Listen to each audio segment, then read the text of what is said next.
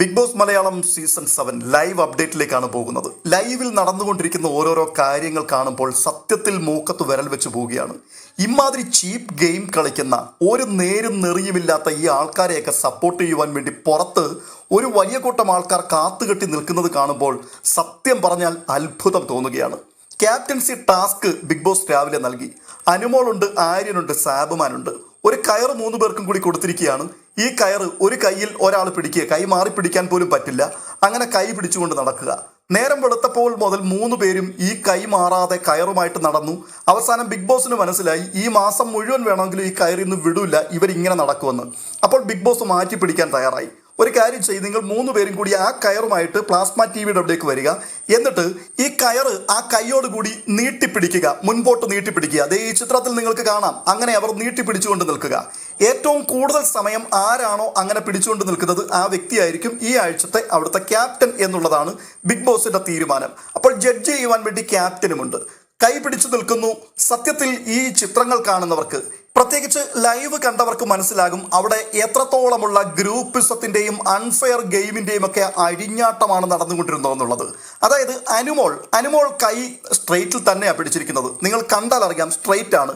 പക്ഷേ അതിനകത്ത് ഒരു പ്രശ്നം എന്ന് പറഞ്ഞാൽ നീളം കൂടുതലുള്ളത് ആര്യനാണ്, അതിനേക്കാൾ നീളം കുറവുള്ളത് സാബുമാൻ, ഏറ്റവും നീളം കുറഞ്ഞ വ്യക്തി അനുമോളുമാണ്.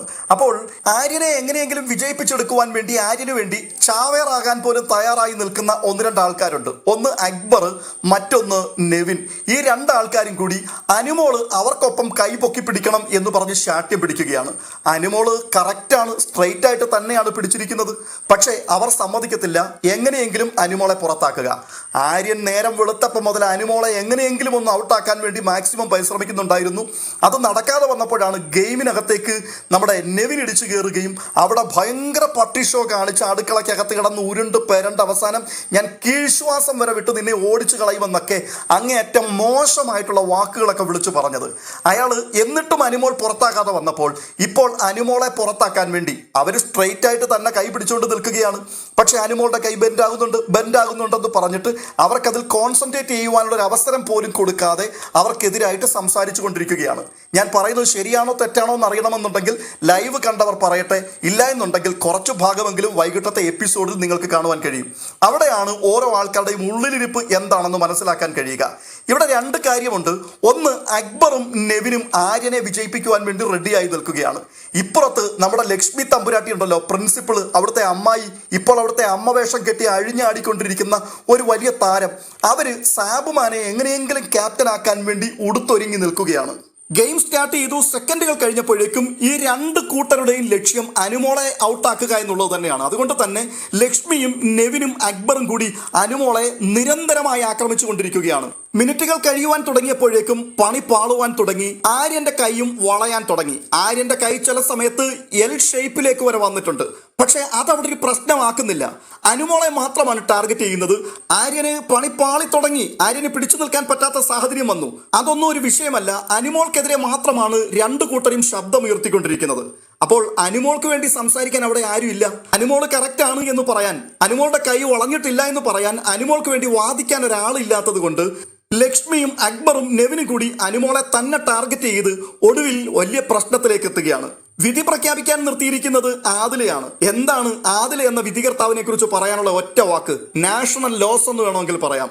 ഇത്ര പടുവാഴയായി പോയല്ലോ. മറ്റുള്ളവർ കിടന്ന് അഴിഞ്ഞാടിക്കൊണ്ടിരിക്കുകയാണ്. അവർക്ക് അവരെ ഒന്ന് അടക്കിയിരുത്താൻ പോലും പറ്റുന്നില്ല. അങ്ങനെ കാര്യങ്ങൾ മുൻപോട്ട് പോകുന്നു. കുറച്ചു കഴിഞ്ഞപ്പോഴേക്കും 3 ആൾക്കാരുടെയും കൈ വളയാൻ തുടങ്ങി. പക്ഷെ അനുമോളുടെ കൈ മാത്രമേ വളഞ്ഞിട്ടുള്ളൂ അവരുടെ കാഴ്ചപ്പാടിൽ. അങ്ങനെ ആദില എല്ലാവരുടെയും സമ്മർദ്ദത്തിന്റെ മുമ്പിൽ അനുമോൾ ഔട്ടാണെന്ന് പ്രഖ്യാപിച്ചു.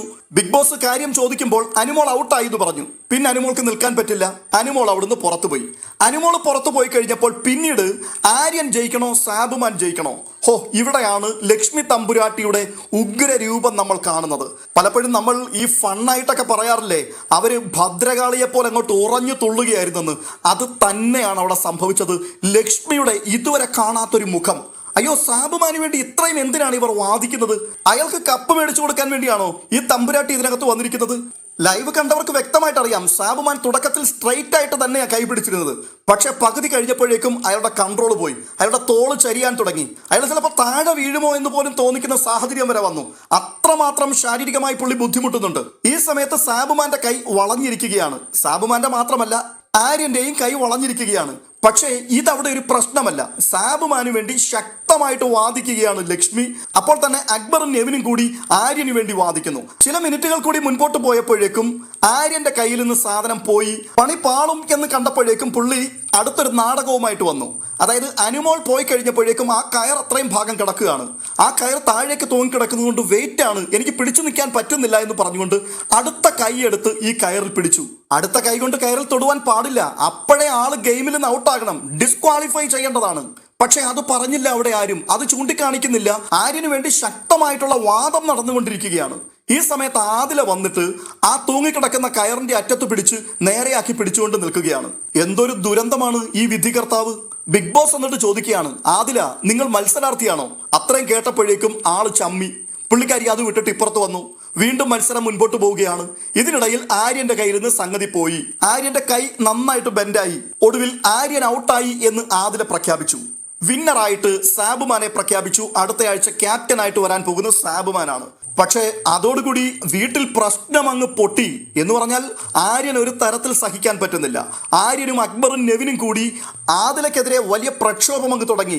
എന്തൊരു വഴക്ക്, എന്തൊരു ബഹളം, എല്ലാം കൂടി കിടന്നുകൊണ്ട് അങ്ങോട്ട് ചിലക്കിയാണ്. അടിപൊട്ടുന്ന രീതിയിലുള്ള സംസാരമാണ് വരുന്നത്. ഇതിനിടയ്ക്ക് ആര്യന്റെ പിന്നാലെ നടന്നിട്ട് വല്ലാതെ ഇറിറ്റേറ്റ് ചെയ്ത് കൊല്ലുകയാണ് ഈ ലക്ഷ്മി. എന്തൊരു അരോചകമായ ശബ്ദമാണ്. ആ ശബ്ദത്തിൽ അലറി കൂവി കുറേ സമയം ആര്യൻ എങ്ങോട്ട് പോകുന്നു അയാളുടെ പുറകിന് നടന്നുകൊണ്ട് you are loser loser loser എന്നും പറഞ്ഞുകൊണ്ട് അയാളെ ഇട്ടുകൊണ്ട് അങ്ങ് വല്ലാതെ ഇറിറ്റേറ്റ് ചെയ്യുകയാണ്. ഇത് കാണുമ്പോൾ വേറൊരു ഭാഗത്തൊരു രസം തോന്നുന്നുണ്ട്. ഈ കൊടുത്ത കൊല്ലത്തും കിട്ടുമെന്ന് പറയില്ലേ? എടോ, നിങ്ങളൊക്കെ കൂടി അനുമോളെ ഇതിനകത്തൊന്ന് ഔട്ടാക്കാൻ വേണ്ടി എത്ര കഠിനാധ്വാനമാണ് ചെയ്തത്. സത്യത്തിൽ സാബുമാൻ അതിനകത്തൊന്നും പങ്കാളിയല്ല കേട്ടോ. അയാൾക്ക് ജയിക്കണമെന്ന് ആഗ്രഹമുണ്ടെങ്കിലും ഇന്നയാളെ അൺഫെയർ ആയിട്ട് തോൽപ്പിക്കണമെന്ന് അയാൾ തീരുമാനിച്ചിട്ടേ ഇല്ല. അയാൾ അയാളുടെ കാര്യം മാത്രം നോക്കി നടന്നു. എന്നാൽ ആര്യൻ അങ്ങനെ ആയിരുന്നില്ല. എങ്ങനെ ഏത് വിധേന ചതിച്ചിട്ടാണെങ്കിലും അനുമോളെ പുറത്താക്കി എനിക്ക് നേടണമെന്നുള്ള ഒറ്റ ആഗ്രഹമായിരുന്നുള്ളത്. അതിനുവേണ്ടി സപ്പോർട്ട് ചെയ്യാൻ രണ്ട് ചതിയന്മാർ അപ്പുറവും ഇപ്പുറവും കൂടെ കട്ടക്ക് നിൽക്കുകയും ചെയ്യുകയാണ്. പക്ഷേ കൃത്യമായിട്ട് വാങ്ങിച്ചു കൂട്ടി. അവസാനം നാണം കെട്ട് നാറിക്കഴിഞ്ഞപ്പോഴേക്കും അതിന്റെ ജാള്യത മറച്ചു വെക്കാൻ വേണ്ടി വലിയൊരു പ്രശ്നമാക്കി അതിനെ അങ്ങ് മാറ്റി. ഇത് കണ്ടുകൊണ്ടിരുന്ന ആൾക്കാർക്കറിയാം ഇത് അൺഫെയർ ആയിട്ടുള്ള വിധി നിർണയമായിരുന്നു. ഈ ഗെയിമിൽ തന്നെ കൈ വളഞ്ഞോ എന്ന് ചോദിച്ചാൽ 3 ആൾക്കാരുടെയും കൈ വളഞ്ഞിട്ടുണ്ട്. എത്ര നേരമാണ് അങ്ങനെ പിടിച്ചു നിൽക്കാൻ പറ്റുന്നത്? അപ്പോൾ ഡിസ്ക്വാളിഫൈ ചെയ്യുകയാണെന്നുണ്ടെങ്കിൽ 3 പേരെയും ഒരുപോലെ ചെയ്യണം. അനുമോളുടെ കൈ സ്ട്രെയിറ്റ് ആയിട്ടിരിക്കുന്നത് നമുക്ക് TV സ്ക്രീനിൽ വളരെ വ്യക്തമായി കാണുന്നുണ്ട്. ഒരു ചലനവുമില്ലാതെ സ്കെയിലിൽ പിടിച്ചതുപോലെ നേരെ വെച്ചിരിക്കുകയാണ്. അപ്പോഴും തമ്പുരാട്ടിയും അപ്പുറത്തെ 2 ആൾക്കാരും കൂടി ഉറഞ്ഞു തുള്ളുകയാണ്. അനുമോളുടെ കൈതേ എല്ലുപോലെ ആയിരിക്കുന്നു, വളഞ്ഞിരിക്കുന്നു. എന്തെല്ലാം ബഹളമാണ് അവിടെ നടക്കുന്നത്. അങ്ങനെ എന്തായാലും അവരെ പുറത്താക്കി. അനുമോളെ പുറത്താക്കുന്ന സമയത്ത് ആര്യന് ഭയങ്കര സന്തോഷമായിരുന്നു. ഉറപ്പായിട്ടും പിടിച്ചെടുക്കും എന്നുള്ള ആ ഒരു വലിയ ആത്മവിശ്വാസത്തിലൊക്കെയായിരുന്നു നിന്നത്. പക്ഷേ സംഗതി കയ്യിൽ നിന്ന് പോയി. 100% അവിടെ നടന്നത് അൺഫെയർ ഗെയിം തന്നെയായിരുന്നു. അതിൽ അനുമോളെ പുറത്താക്കിയതിൽ ഒരു തരത്തിലും ന്യായീകരിക്കുവാൻ പറ്റില്ല. അനുമോൾ പുറത്താണെങ്കിൽ എല്ലാവരും പുറത്താണ്. അനുമോളുടെ കൈ വളഞ്ഞിട്ടുണ്ടെങ്കിൽ മറ്റുള്ളവരുടെയും കൈ വളഞ്ഞിട്ടുണ്ട്. അപ്പോൾ ഭൂരിപക്ഷ അഭിപ്രായം ഒരു വ്യക്തിക്കെതിരാണെന്നുണ്ടെങ്കിൽ ആടിനെ പട്ടിയാക്കാൻ പറ്റും. ആടിനെ പട്ടിയാക്കുകയും ഒടുവിൽ പേപ്പട്ടിയെ പോലെ തല്ലിക്കൊല്ലുകയും ചെയ്യും എന്ന് പറഞ്ഞതുപോലെ അനുമോളെ ആദ്യം തന്നെ ഒരുമിച്ച് നിന്ന് ആക്രമിച്ച് അവർ പുറത്താക്കി. അനുമോൾ ഒരിക്കലും ക്യാപ്റ്റൻ ആകാൻ പാടില്ല.